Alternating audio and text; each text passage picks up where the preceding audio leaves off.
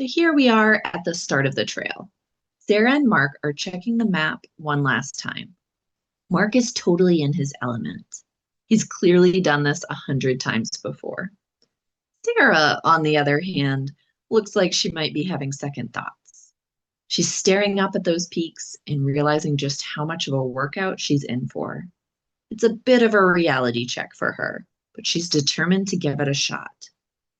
Things get intense pretty quickly.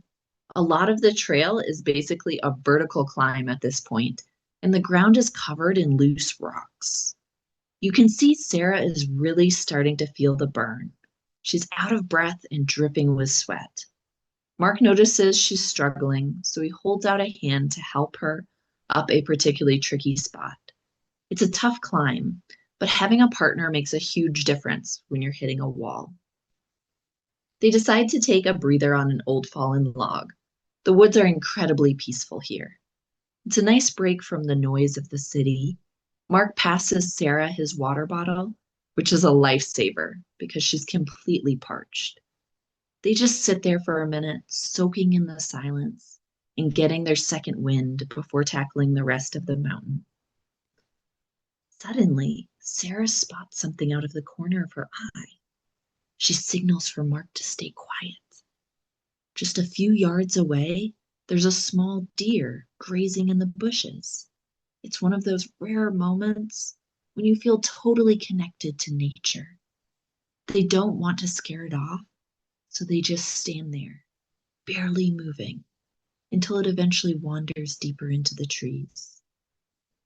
They keep pushing, thinking they're almost there, but they hit a false summit.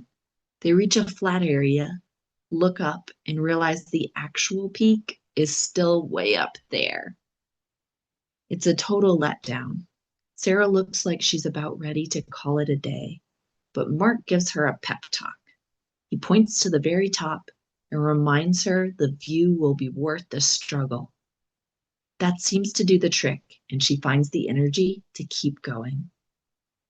The last leg of the hike is the hardest.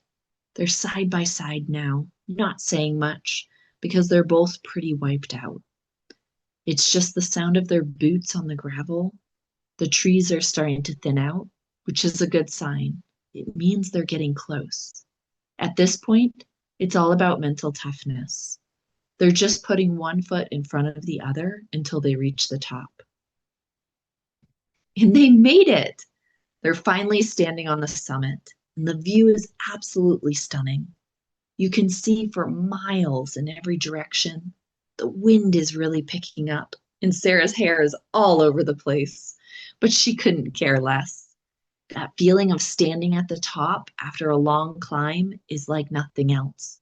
It's a huge weight off their shoulders. And you can't go on a hike without a victory snack. They find a spot to sit down and break out some food. Mike's got sandwiches, and Sarah brought some fruit. They do a little cheers with their water bottles to celebrate. You can tell they've really bonded over this trip. There's nothing like a shared challenge to bring people closer together. As the sun starts to set, the mountain is covered by this amazing golden light.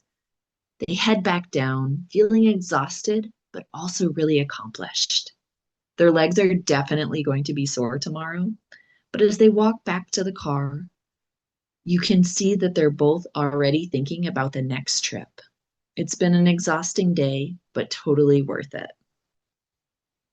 I hope you enjoyed this episode.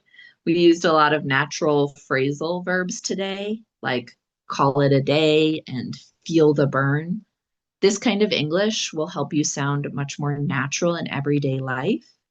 Since this is for learning English through comprehensible input, try to use some of these phrases the next time you talk about a difficult task. Tell me in the comments when you use these phrases in what context. Thank you for watching, and I'll see you in the next episode.